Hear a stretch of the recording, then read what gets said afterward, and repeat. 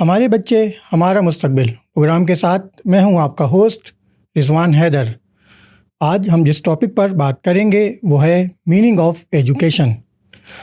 आज के हमारे मेहमान डॉक्टर मोहसिन एक मास्टर ट्रेनर हैं जो गुज़िश्ता 10 बरसों से तालीम और तरबियत के शोबे से वाबस्ता हैं। अस्सलाम वालेकुम। वालेकुम सलाम। मिजाज कैसे हैं सर आप? बहुत शुक्र है, करम है, खैरियत से हैं? करम। शुरू करें सर पॉडकास्ट। जी। जज़ाकल्लाह। सर, पहला सवाल जो अमूमन जहन में आता है कि तालीम हासिल करने का बुनियादी मकसद क्या है? हाँ, मतलब अच्छा, तालीम इटसेल्फ जो है ना, देखा जाए तो बहुत ही बड़ा एरिया है। जी। इसमें डिफरेंट लेवल्स होते हैं और डिफरेंट ऑब्जेक्टिव्स होते हैं हर लेवल के। लेकिन अगर हम देखा जाए इसको जनरल पर्सपेक्टिव के अंदर देखें तो बड़ी खूबसूरत चीज़ है कि आप तालीम से आउटपुट क्या निकाल रहे हैं। लोग कहते हैं, कुछ कहते हैं कि तालीम इसलिए हासिल किया है मुझे बस डिग्री मिल जाए, कुछ कहते हैं कि तालीम ऐसी होनी चाहिए जिसमें सिर्फ वहाँ से स्कूल से कोई तरबियत या कॉलेज से यूनिवर्सिटी से कोई तरबियत सीख ले। कोई कहता है कि स्किल सिर्फ सीख ले और सिर्फ मेरे बच्चों को स्किल सिखा दे कोई इदारा, और बाकी और उसको कुछ नहीं चाहिए। असल में जो तालीम है ना, वो इटसेल्फ एक पूरी दुनिया है और उसमें ही सारी तरबियत है। और इसका जो महवर जुड़ता है वो इसी तरीके से जुड़ता है कि आप हर बच्चे के साथ काम करते हैं कि वो अपनी मुख्तलिफ चीज़ों के अंदर उसके कलर्स कैसे भरते हैं। बहुत खूब। तो मैं अमूमन कहता हूँ एक ग्रिड होता है, हर ग्रिड के अंदर ना एक कलर है और उस ग्रिड के अंदर एक जिम्मेदारी है। तो वो आप सबसे पहले ये देखते हैं कि एक नॉलेज वाली साइट हो गई, एक उसकी अपनी स्किल वाली साइट हो गई, और तीसरी साइड आती है आपके उसके अंदर ऑब्जेक्टिव के अंदर कि भाई उसकी शऊर कैसे बिल्ड होता जा रहा है, जो उसकी कॉन्सेप्चुअल साइड आती है। अगर आप देखें माशरे के अंदर एक सबसे बड़ी जो प्रॉब्लम दिखती है कि हमारे यहाँ पूरे पाकिस्तान के अंदर इंग्लिश लाजमी है और वो प्री प्राइमरी से पढ़ाई जाती है। उर्दू लाजमी है, प्री प्राइमरी से पढ़ाई जाती है। मैं अभी बाकी सब्जेक्ट की बात ही नहीं कर रहा, जो पूरे सब्जेक्ट्स पूरे साल चलाए जाते हैं। साइंस है, हाँ, चाहे आप KPK में चले जाएं, चाहे आप सिंध में हो, चाहे आप पंजाब में हो, आपको हर जगह पे वो चीज़ मिलेगी। लेकिन जो सबसे बड़ा एक अंसर हो गया वो ये हो गया कि एक फैक्ट्री बनती चली गई है, जिसकी बिना पे लोग कंफ्यूज हो गए हैं कि ना हमें एजुकेशन वाली साइड के ऊपर काम कैसे करना चाहिए और किस तरीके से अपने बच्चे को तालीम देनी चाहिए। तो वो थोड़ा सा एक प्रॉब्लम है, उसको समझने का बहुत आसान तरीक़ेकार होता है कि आप ये देख लें कि हासिल क्या हो रहा है साल का। तो उसको हम कहते हैं ऑब्जेक्टिव, ईयर ऑब्जेक्टिव होते हैं, लर्निंग ऑब्जेक्टिव्स होते हैं। तो उसके अंदर हमारा बच्चा तरबियत के पॉइंट ऑफ व्यू से ग्रो कर रहा है कि नहीं कर रहा है, उसके अंदर तहजीब आ रही है कि नहीं आ रही है। अगर वो बदतहजीबी उसके अंदर आती जा रही है तो इसका मतलब है कि वो इदारा उसको ना कुछ चीज़ दे नहीं पा रहा उस एरिया के अंदर, उस ग्रेड के अंदर। अगर उसके बाद नॉलेज आ रही है कि नहीं आ रही है, वो अगर उसको लैंग्वेज सिखाई जा रही है तो वो लैंग्वेज के अंदर महारत हासिल करता जा रहा है कि नहीं जगह जा रहा है। अगर वो नहीं आ रहा तो इसका मतलब है वो जो एरिया ग्रेड के अंदर है ना, वो खाली होता जा रहा है, वो उस परसेंटेज के हिसाब से कम है। तीसरे हैं स्किल वाली साइड के ऊपर, कितना एबल होता जा रहा है किसी भी फंक्शन को परफॉर्म करने के लिए और सोचने के लिए। तो इसलिए इसका महवर इस तरीके से होना चाहिए कि आप एक ग्रेड बनाएं बच्चे के साथ बैठ के और उसके अंदर डिफरेंट उसकी चीज़ों को लिख दें कि इसकी डेवलपमेंट होगी कैसे और हो रही कि नहीं हो रही, और उसको मॉनिटर करें। तो तालीम का मकसद पूरा होल सोल निकलेगा कि एक इंसान की डेवलपमेंट है जो माशरे के अंदर जा सके और अपना एक अच्छा रोल अदा कर सके। कोई भी शख्स उससे मिले तो कहें कि यार ये पढ़ा लिखा और तालीम याफ्ता शख्स है। तालीम याफ्ता शख्स का मतलब डिग्री हरगिज़ नहीं होगा, तालीम याफ्ता शख्स का मतलब स्किल का होना हरगिज़ नहीं होगा। तालीम याफ्ता का मकसद खाली सिर्फ और सिर्फ ये है कि आपके पास कोई कॉन्सेप्चुअल है लेकिन आपके पास इम्प्लीमेंटेशन का आइडिया नहीं है। तो ये कलेक्टिवली काम करते हैं। तो तालीम मुकम्मल इसी तरीके से होती है जब उसकी एक प्रॉपर डेवलपमेंट हो जहाँ पे वो ग्रो कर सके पर्सनली। सर, मुझे ये बताइए कि फैक्ट्री का आपने जिक्र करा, तो दर्सगाह की जो अहमियत है वो बहुत ज़्यादा है। तो जो है बच्चे के लिए दर्सगाह का इंतखाब हम किस तरह करें? हाँ, ये एक बड़ा डिफ़िकल्ट है, क्योंकि ये सबसे इशू है कि हर माँ बाप जब भी मेरा बच्चा भी अभी 2.5 साल का है, तो जब आगे चल के यही इरादा है कि 6 महीने के बाद कैसे करेंगे। फिर एक बेटी है तो उस जहन में घूमता रहता है कि हम इसको कैसे चूज़ कर रहे होंगे, और दुनिया में लोग कैसे स्कूल को चूज़ करते हैं या कोई किसी भी दर्सगाह को चूज़ किया जाता है। क्योंकि हमारा ताल्लुक ट्रेनिंग एंड डेवलपमेंट वाली इंडस्ट्री जी, से जी, है, तो थोड़ा बिल्कुल। सा उस्ताद से मुलाकात होती है, फिर इसी तरीके से स्कूल के टीचर्स प्रिंसिपल के साथ बैठक होती है जी, बहुत ज़्यादा। उस पूरे एरिया के अंदर स्कूल जो है ना, वो आपके बच्चे की डेवलपमेंट को सही कर सकता है और ख़राब कर सकता है। उसमें बिल्कुल, स्कूल का सही इंतखाब तो बहुत ज़रूरी है। अब स्कूल के अंदर क्या होता है और स्कूल में कौन से चलता है, आया जो माशरे के अंदर लोग कहते हैं मैं उस वाली बात को मान लूँ, या फिर ये कि मेरी भी कोई ज़िम्मेदारी बनती है कि मैं स्कूल को सही तरीके से चूज़ करूँ। सही, अगर मेरी कोई ज़िम्मेदारी बनती है तो उसके लिए मुझे ज़रूरी है कि मैं समझूँ उसको जाकर करीब से कि मेरा बच्चा कैसा है सही, और मेरे बच्चे की भी इस वक्त लेवल क्या है। क्या मेरा बच्चा, क्योंकि मैं आपको सच बताऊं कि बहुत सारे बच्चों के साथ प्रॉब्लम ऐसी भी होती है कि वो लोग कुछ लोग स्लो लर्नर होते हैं, कुछ लोग बहुत जल्दी अडॉप्ट कर चुके होते हैं। तो इस वक्त मेरे बच्चे का लेवल क्या है उसको बहुत करीबी देखना, माँ बाप से करीब और कोई नहीं जान सकता। सही, तो पहला डिसीजन तो माँ बाप पे बहुत लाई करेगा। अगर आपने ट्रेडिशनल डिसीजन ले लिया कि आपने जाके सीधा किसी महंगे तरीन स्कूल में जाके सिर्फ एडमिशन करा दिया और कहा कि यार ये प्राइवेट स्कूल के अंदर पढ़ लेगा और ये सब कुछ सही हो जाएगा, आपने उस दर्सगाह की वैल्यूज़ को नहीं देखा, आपने उस दर्सगाह के एनवायरनमेंट को नहीं देखा जो बच्चों के साथ वहाँ पर है, उन बच्चों के रवैयों को नहीं देखा, उनके उस्ताद टीचर को नहीं देखा, टीचर से मुलाकात नहीं की। तो जब तक आप 3-4 चीज़ों के ऊपर क्लियर नहीं हुए और आपने सिर्फ ये कहा कि ये बच्चा इसी स्कूल में पढ़ेगा और बगैर किसी सिर्फ सुने सुनाए, तो फिर आपकी वो चीज़ ना उस बच्चे के ऊपर बहुत असरअंदाज होगी और बिल्कुल। उसको चूज़ करने के लिए ज़रूरी है सर अमूमन जो है वो पेरेंट्स के ऊपर प्रेशर इतना होता है कि घर की तरफ से, माशरे की तरफ से, कि तुम्हारा बच्चा जो है वो इस स्कूल में जा रहा है और तुम्हारी बहन का बच्चा इस स्कूल में जा रहा है। हम्म। तो ये एक पेरेंट पे जो प्रेशर है वो प्रेशर फिर बच्चे के ऊपर आ जाता है। तो उसका क्या हाल है आपके नज़दीक? उसका हल अमूमन जो होता है ना, सबसे ज़्यादा जो प्रेशर के अंदर लोग दब जाते हैं किसी वजह से और इस चीज़ का जवाब नहीं दे पाते, तो वो अक्सर व बेशतर वो स्कूल की के बारे में खुद नहीं जानते कि हम यहाँ क्यों भेज रहे हैं। तो सही, अगर आपके पास थोड़ा सा वक्त लगता है, अगर आपको इसके बुनियादी पैरामीटर्स निकाल लें कि वहाँ पे उसका माहौल, उसकी वैल्यूज़, स्कूल की वैल्यूज़ के साथ साथ जो आपके टीचर्स का अंदाज़ वहाँ का और उन बच्चों के ऊपर कैसी डेवलपमेंट होती रही है उस स्कूल के अंदर, ताकि आपको मवाजना हो सके। आप मल्टीपल स्कूल के अंदर गए हों, आपने मुलाकातें की हों मल्टीपल स्कूल्स के साथ और फिर आपने एक चीज़ चूज़ की हो। जब आप ये बात किसी को बताएंगे तो सामने वाला ना बड़ा टाइम लेगा उसका ना कोई काउंटर आर्गुमेंट सोचने का, सही, और फिर आप भी मुतमईन हो सकते हैं 50 आदमी दुनिया बोलेगी, क्योंकि देखिए कोई भी आदमी शख्स आएगा वो तो बोलना तो है उसने किसी भी हाल। आप भी बोल सकते हैं कि आपका बच्चा उस स्कूल में क्यों जा रहा है, इस स्कूल में क्यों नहीं जा रहा।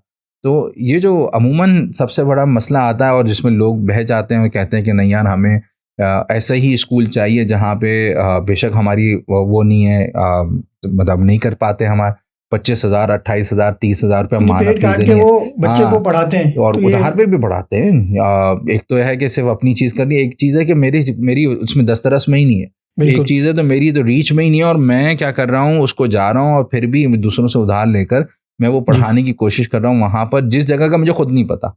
ऐसा ही, तो इसमें ये होता है कि बेहतर है ताकि आपको ये पता चले कि स्कूल किस चीज़ पे काम कर रहा है और वालिदैन किस चीज़ के ऊपर काम करेंगे।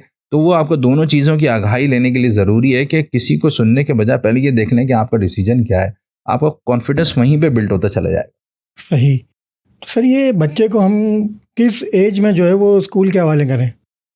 एज का ये सबसे बड़ा एक मसला एक और ये भी है कि हर बच्चे की ग्रोथ का लेवल बड़ा डिफरेंट होता है। सही, तो 3 से 3.5 साल की उम्र में हमारे यहाँ पाकिस्तान के अंदर ट्रेडिशन है कि बच्चों को स्कूल के अंदर दाखिल करा दिया जाता है। सही, तो अब जैसे ही वो 3 साल के करीब पहुंचता है तो वो स्कूल लेके जाया जाता है उसको प्री प्राइमरी के अंदर।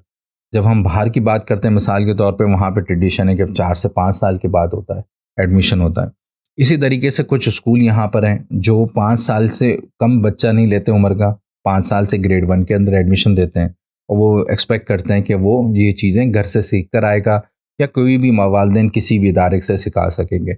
इसमें डिफरेंट एज का इसलिए कॉन्सेप्ट है कि हर बच्चे की ग्रोथ का एक लेवल है, हर बच्चे की ग्रोथ का एक पेस है। सही, हर बच्चा एक ही अंदाज में ग्रो नहीं करेगा। हमारे यहाँ अनफॉर्चुनेटली ये हुआ है कि 3 साल का हुआ है तो उसको डालना ही डालना है।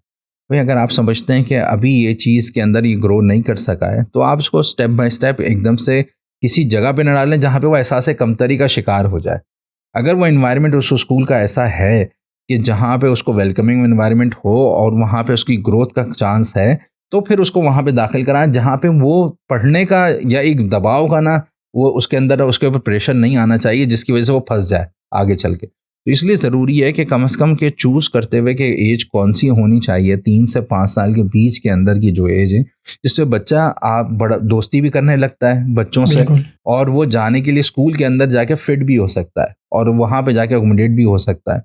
तो उस टाइप की एज हो, लेकिन फिर भी देखा जाए माँ बाप का कि मेरे बच्चों का लेवल ऑफ थिंकिंग सर क्या मगर है इसमें एक और मसला रिलेशन क्या है। ये भी आता है कि फिर जो सो कॉल्ड जिनको हम बड़े स्कूल कहते हैं उसमें बच्चे की एज ही निकल जाती है। यानी वो अगर हम 5 साल में बच्चा लेके जाएंगे वो कहेंगे कि हमारे पास तो जगह ही नहीं है उस क्लास में, हम तो जो है वो बिल्कुल सही, बिल्कुल जो है 3 साल का 2.5 साल का बच्चा लेते हैं। सही, बिल्कुल सही बात है। लेकिन उस अगर माशरे फिर हम क्या करें इस बारे में? लेकिन अगर आप ज़्यादातर बड़े स्कूल को देखेंगे ना, ज़्यादातर तो वो प्राइमरी से शुरू होते हैं। इस हमारे अगर हम बात करेंगे कराची के टॉप के, अगर हम बात करेंगे प्राइवेट स्कूल्स की बहुत बड़े जो हैं, तो उसके सबसे बड़ा एक प्रॉब्लम है कि आप वहाँ पे वो फैक्ट्री सिस्टम की जो हम बात कर रहे जी थे, जी वो ये है कि उनको तो चाहिए प्रोजेक्ट्स चाहिए, उनको तो ये चाहिए कि ना इनपुट चाहिए कि भाई इस तरह हो ताकि वो स्कूल चल रहा होता है। लेकिन एक अच्छा इन्वायरमेंट ये होता है कि जहाँ पे आपका बच्चा एडजस्ट कर सके, आपका बच्चा जाए तो उसके ऊपर एकदम से कोई चीज़ लाद ना दी जाए, क्योंकि सही वो वहाँ पे कोलैप्स कर जाता है अगर वो वक्त से पहले उस स्कूल के अंदर दाखिल हो गया है। और सही अगर कुछ बच्चे ऐसे होते हैं कि जिनका राइट टाइम होता है और वो उसको सही टाइम पे स्कूल पे दाखिल किया जाए, तो उसका एनालिसिस, उसका सोच और विचार जो है ना, वो उसके ऊपर ज़्यादा डिपेंडेंट होता है पेरेंट के ऊपर कि वो कैसा हो रहा है, मेरे बच्चे की ग्रोथ चल कैसे रही है।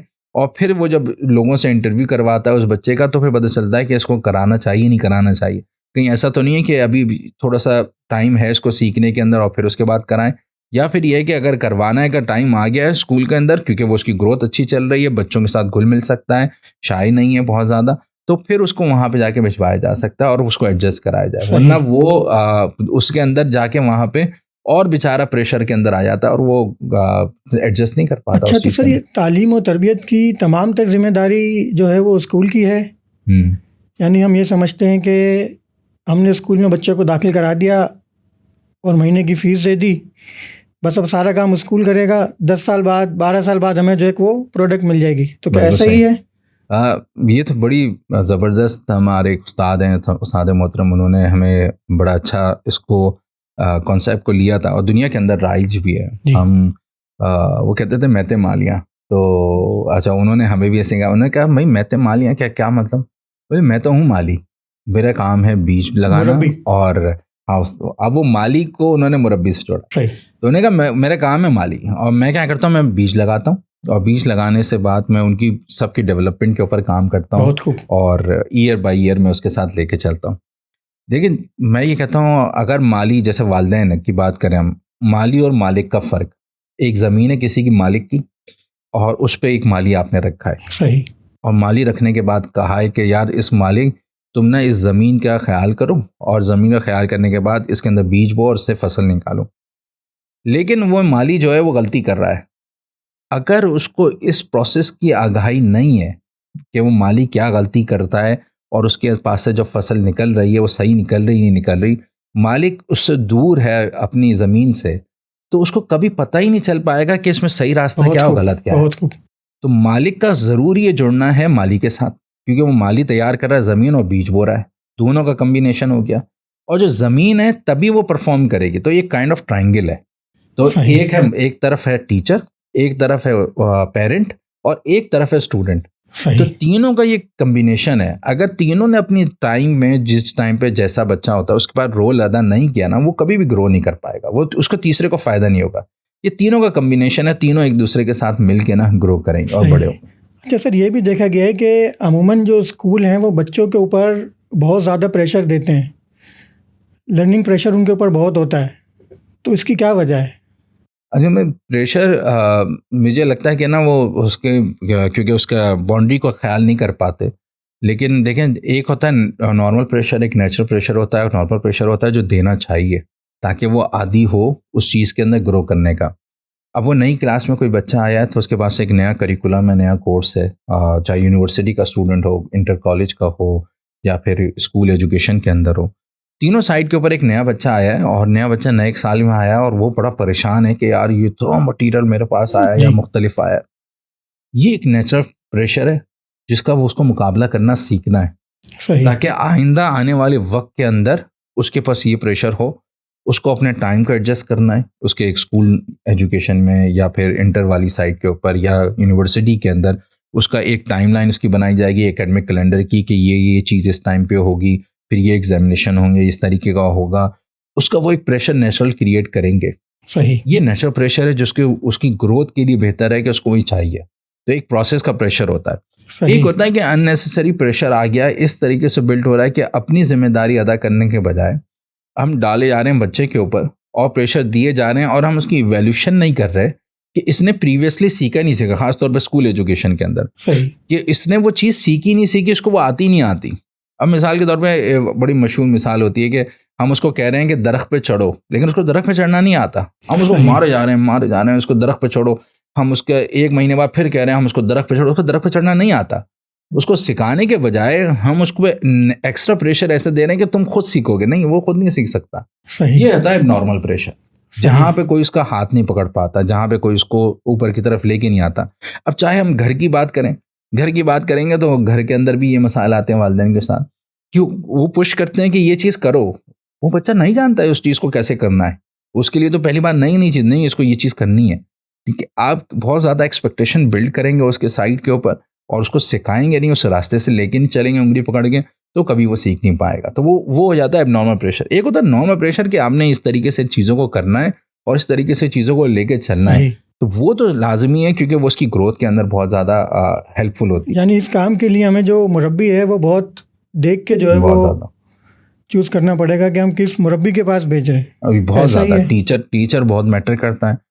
टीचर हैं, मेंटोर्स हैं, चाहे आप जितने बड़े हो जाएं, आप प्रोफेशनल लाइफ के अंदर चले जाएं, मेंटोर का होना बहुत ज़रूरी है, जो आपको गाइड कर सके, समझा सके, आपको लेके चल सके। क्योंकि आपकी गलतियां और आपकी वीकनेसेस या आपकी स्ट्रेंथ आप खुद जितना अच्छा एनालिसिस कर लें, लेकिन कुछ चीज़ें आपकी निगाह से ओझल हो जाएंगी और वो आपका उसमें मेंटोर करता है। कुछ जगहों पे आपके जहन में ब्लॉकेट आएगा, वो उसके अंदर आप डिसीजन प्रॉपर नहीं ले पाएंगे। उसमें आपका टीचर और मेंटोर बहुत हेल्प करता है उस चीज़ को बेहतर करने में, क्योंकि वो उसका स्पेशलिस्ट होता है या उसका माहिर होता है या उस फील्ड का आदमी होता है सीनियरिटी के बेस के ऊपर। तो जब जिसमें एक्सपीरियंस रखता है वो उसकी बहुत ज़रूरत पड़ती है। और वही माली वाली मिसाल है कि आपके जो ख़राब पत्ते होते हैं या यहाँ पे छोटे छोटे कीड़े लग जाते हैं, उसको वो काट के ना उसको रिमूव कर देता है और कोशिश करता है कि आपकी जो ग्रोथ है उसकी डायरेक्शन जो है वो हमेशा से बुलंद हो और सही सिमत में जाए। जितना टेढ़ा आपकी ग्रोथ होगी, जितनी ख़राब ग्रोथ होगी, उतना माली जो पता चलता है ये ख़राब माली है। तो वो इसलिए ज़रूरी है कि उसका माली या उसका टीचर जो है ना उसका बहुत अच्छा होना चाहिए। सर, अमूमन ये बात भी देखी गई है कि क्लासरूम में फेवरिज्म बहुत ज़्यादा होता है। एक बच्चे को टीचर बहुत पसंद कर रही है, बाकी जो है वो बाकी बच्चों को इग्नोर कर रहे हैं, या किसी बच्चे को ये टैग मिल जाता है कि वो बहुत ज़्यादा इंटेलिजेंट है और किसी बच्चे को ये टैग मिल जाता है कि वो बिल्कुल डफर है, कुछ नहीं कर सकता। तो इससे कैसे छुटकारा हासिल करा जाए? इससे छुटकारा हासिल इसलिए नहीं कर सकते कि हमारे अमूमन सबसे बड़ा मसला ये है, उसका रीज़न ज़्यादातर ऐसा होता है कि हमारे यहाँ टीचर्स ट्रेन नहीं है और टीचर ट्रेनिंग एक ऐसा एरिया है जो हमारे पाकिस्तान के अंदर इटसेल्फ बड़ा वीक है। तो इस वक्त हमारे यहाँ जो इंडक्शन होती है टीचर्स की वो किसी प्रोसेस के थ्रू नहीं होती। तो उसमें ये होता है कि उसमें अच्छे टीचर भी आते हैं और उसमें टीचर जो हैं अनट्रेंड आते हैं, तो वो कभी अच्छे हो ही नहीं पाते और उनको 5 से 8 साल के बाद रियलाइज़ होता है कि ना ये हमारी जगह नहीं है। तो उस वक्त तक वो सर्वाइवल की जंग के शिकार होते हैं और वो बच्चों के साथ काम कर रहे होते हैं। तो उसमें सबसे बड़ा ड्रॉबैक ये आता है कि वो माशरे की तरह बिहेव करते हैं कि मेरा दोस्त मेरा जानने वाला और मैं उसका साथ दूंगा। आप कभी भी देख लें, इवन क्लासरूम के अंदर भी देख लें, जब एक छोटा ग्रुप होता है जो स्टूडेंट्स बैठे हुए और एक दोस्त ने शरारत कर दी, 10 बच्चे ना जवाब नहीं देंगे कि ना किसने शरारत की है। क्योंकि वो कोशिश करेंगे उसको डिफेंड करने का। तो हमेशा से अपने वाली चीज़ के अंदर भी बचाने का बचपन से लेके बड़े होने तक सब जगह पे ऐसा ही रहा है कि किसी कोई अपना जानने वाला है खामोशी से उसको बताकर छुपा दिया जाता है। तो इसी तरीके से ये होता है कि अपना एक लाइक्स होते हैं और डिसलाइक होते हैं और वो टीचर भी माशरे में क्योंकि वो ट्रेंड नहीं होता तो उसमें समझ नहीं पाता कि हमें अजम्पशन और बाइसनेस के ऊपर नहीं चलना है। कि हमें एक दफ़ा हमने अजम्पशन और बाइस क्रिएट कर लिया किसी के ऊपर कि ये ख़राब है और ये बच्चा ख़राब ही रहेगा, तो फिर वो टीचर नहीं रहा, तो फिर वो उसका टीचर नहीं है, वो एक्चुअली वो उन 4 बच्चों का टीचर है जिनको फेवर कर रहा है। तो टीचर की तो जिम्मेदारी बनती है कि वो पूरे 25 लोगों को एक साथ लेके चले, क्योंकि वो बाइज नहीं हो सकता, उसको हर एक से उम्मीद रखनी मतलब माली कभी भी हिम्मत नहीं हारता कि उसका पौधा अगर कोई ग्रो ना कर रहा हो तो उसके पीछे लगा होता है कि किसी तरह ही बच जाए, ये गिरे नहीं नीचे, इसको मैं बचा सकूं, इसको आराम से प्रॉपर्ली हार्श एनवायरनमेंट में ना रखूं, तो उसकी ग्रोथ पे वो माली काम कर रहा होता है मुस्तकिल बुनियाद पे। तो इसलिए ज़रूरी है टीचर तो वही कहलाएगा जो सबको लेकर चल सके। सर, माशरे में जो अमूमन देखा गया है, जिसको बेचारे को कोई काम नहीं मिल रहा होता, वो स्कूल में जाके जो है वो टीचिंग शुरू कर देता है। मेरे ख्याल से शायद इस वजह से जो ये मुश्किलात दरपेश आती हैं। देखें, ये एक पार्ट है। इसी तरह दूसरे इन्वायरमेंट उसमें प्रोफेशंस में भी होता है कि वहाँ पे लोग उस जो फील्ड के नहीं होते वो वहाँ पर आ जाते हैं और वो ज़बरदस्ती आते हैं। इसी तरीके से ये वाली फील्ड के अंदर भी बिल्कुल सिमिलरली है। तो उसमें इशू है कि ये सबसे ज़्यादा आसान है कि स्कूल हर गली मोहल्ले में बने होते हैं, तो वहाँ पे उनको टीचर्स चाहिए होते हैं। हमारे यहाँ टीचर्स ट्रेन करने का तो कोई सिस्टम नहीं है, तो स्कूल वाले भी करते हैं, उनके पास भी कोई ऑप्शन नहीं होता, वो उनके पास भी एक डेमो लेने का ऑप्शन होता है। अनफॉर्चुनेटली ये थोड़ा बहुत उनको सपोर्ट भी किया जा सकता है इस बात के ऊपर कि वो एक डेमो के अंदर उनको ये चूज़ करना ये टीचर हमारे स्कूल में रहेगा या नहीं रहेगा। जब वो एक डेमो में ये चूज़ करते हैं और इंटरव्यू के अंदर ये चीज़ चूज़ कर लेते हैं, क्योंकि ट्रेंड तो टीचर पीछे है ही नहीं, उनको फ्रेश टीचर चाहिए, और बेशक किसी भी जगह का बैचलर हो, मास्टर्स हो या इंटर पढ़ा हुआ हो। तो अब जिसकी जितनी इस्तेदाद होती है उसके हिसाब से वो पिक कर लेता है। मैट्रिक वाले टीचर कौन पिक करेगा? ज़्यादातर जो स्कूल जो है जहाँ पे कम फी चार्ज होती होगी, तो उसको अपने बजट और इकोनॉमिकल रहना है, उससे वो एक हैवी बिजनेस मॉडल है अनफॉर्चुनेटली। तो फिर वो स्कूल क्योंकि अपनी गवर्नमेंट जिम्मेदारी अदा नहीं करती, ये काम तो गवर्नमेंट का है। बेसिक एजुकेशन राइट जो है वो तो बेसिक राइट्स में आता है एजुकेशन जो है, तो वो तो गवर्नमेंट की जिम्मेदारी के स्कूल को मेंटेन करके उसको चलाना, सब कुछ फंड करना और हर बच्चे की तालीम को इंश्योर करना इस गवर्नमेंट की थी। लेकिन प्राइवेटली फिर क्या हुआ, लोगों ने कहा कि यार जब नहीं है तो फिर एक विंडो मिल गई कमर्शियल साइड के ऊपर, तो उन्होंने कमर्शियल सिस्टम बना दिया। उस सिस्टम के अंदर ये कि किसी ने बहुत अच्छे स्कूल बना दिए, किसी ने बहुत वीक स्कूल बनाए। जो सबसे ज़्यादा वीक है, जो कम फीस के ऊपर चार्ज करने वाला है, तो वो क्या करता है, वो कुछ जगहों पे पैरामीटर्स को कंप्रोमाइज़ करता है, क्योंकि हर पढ़ा लिखा आदमी उसकी एक कॉस्ट है। जो आदमी ने पढ़ा नहीं हो, जिसने मैट्रिक की हुई है, तो उसको जॉब चाहिए, तो वो अनफॉर्चुनेटली वहाँ चले जाता है। कुछ लोग बहुत अच्छे भी आते हैं जिनको शौक होता है तालीम का, लेकिन वो किसी वजह से आगे नहीं पढ़ पाते, उनको जॉब करनी पड़ती है। वो बहुत अच्छे भी होते हैं और फ्रेश होते हैं, लेकिन वो पढ़ाते रहे पिछले सालों में, जो उनको पढ़ाने का अंदाज़ आता है, वो सीख चुके होते हैं। तो इसलिए ज़रूरी है कि ये देखना कि हमारे बच्चों के लिए या हमारे स्कूल के लिए इवेंचुअली जो हमारे स्कूल से बच्चे निकल रहे हैं, उसमें वो हमारा उस्ताद जो है वो सही है या नहीं है, और उसके लेवल क्या है जिससे वो क्लास कंडक्ट कर रहा है, और बच्चों के साथ उसका इंटरेक्शन लेवल क्या है, कम से कम इसको देख लिया जाए। अगर नहीं है तो उसको ट्रेन कर दिया जाए, स्कूल की जिम्मेदारी हो, तो फिर ये प्रॉब्लम और गैप को थोड़ा सा कम किया जा सकता है। सही सर, माशाल्लाह हमारे पास हर गली में एक स्कूल है। जितनी हमारे मुल्क में गलियां हैं उतने स्कूल हैं, फिर भी हमारा जो लिटरेसी रेट है वो 11-12%। ऐसा क्यों है? वो ये इसकी वजह सबसे बड़ी यही है कि हमारे यहाँ ज़्यादातर ना एजुकेशन पे एक प्रोसेस और रूटीन बन गया, वही फैक्ट्री सेटिंग बन गई, जिसकी बिना पे लोग सीखने के बजाय और वेलकमिंग एनवायरनमेंट ख़त्म हो गया। स्कूल से लोग भागते इसलिए हैं कि बस वहाँ पे ना डंडा मारा जाएगा, सीधा बैठना सिखाया जाएगा। स्कूल एक बन गई है प्रैक्टिस बस खाली। तो वो जब प्रैक्टिस बन जाती है तो बच्चों का दिल उचाट हो जाता है, और फिर वो जब उनको कहीं कहीं जॉब मिल जाती है तो फिर वो आगे बढ़ जाते हैं। जॉब से क्या मुराद है, मैं स्ट्रीट चिल्ड्रन स्कूल चलाता हूँ, तो वहाँ पे ये होता है ग्रेड 2 और 3 से उनके माँ बाप जो हैं वो भेज देते हैं दुकानों के ऊपर, सही, ये मजदूरी करने के लिए, किसी घर पे लेबर वर्क के लिए, कोई भी ऐसा लेबर का काम आएगा, तो वो बच्चा जो है जब थोड़ी बहुत जान भी आई है उसके अंदर, कोई भी काम करने का अमल कर सकता है वो, तो उसको वहाँ पे भेज दिया जाता है फ़ौरन। तो हम अक्सर बेशतर वालिदैन को बुलाते हैं, उनसे बात करते हैं कि आप ऐसा ना करें। तो उसकी वजह ये होती है, उन्हें क्या पैसा कहाँ से आएगा, ये पैसा तो यहीं से आएगा।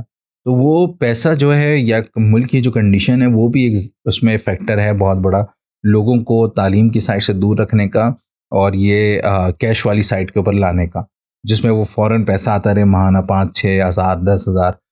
अगर आप देखें तो आजकल एक इंजीनियर की जॉब जो है वो 25,000 से लेके 50,000 के बीच में आती है। अगर उसने देखा जाए 16 साल की तालीम ली है, एक इंजीनियर है, कोई छोटा मोटा आदमी नहीं है, वो भी काफ़ी जूते घिसने के बाद। और अगर एक आदमी जो 5 साल से किसी दुकान के अंदर काम कर रहा है, जी, उसकी सैलरी भी 25,000 रुपये होती है। ऐसा ही है। तो अगर एक क्लर्क है कि पीएन है, उसकी सैलरी भी 20 से 25,000 रुपये होती है। तो वो माशरे के अंदर ये होता है कि कुछ माँ बाप जो होते हैं उनको एजुकेशन वाली साइड पे कोई फ़ायदा नहीं दिखता, बज़ाहिर उनको नहीं दिख रहा होता, कि जहन में वाली बात नहीं आती सर वहाँ ऐसा तो मेरे ख्याल से ऐसा है भी। हमारे वहाँ गली में एक फ्रेंच फ्राइज़ वाला है, तो उससे मेरी बात हुई तो उसने कहा कि भाई मैं तो जो है दिन के 5,000 रुपये कमा लेता हूँ, शाम को आता हूँ 4-5 बजे और जो है वो 10 बजे बंद कर देता हूँ अपना ठिया। तब वो जब दिन के 5,000 रुपये महीने के 1.5 लाख रुपए कमा रहा है और लोग देख रहे हैं, तो फिर वो किस तरीके से एजुकेशन की तरफ आएंगे, या वो समझेंगे कि भाई ये एजुकेशन से ही पैसों का कोई ताल्लुक है। हाँ, यानी बगैर पढ़े भी वो पैसे तो कमा रहा है। बिल्कुल सही।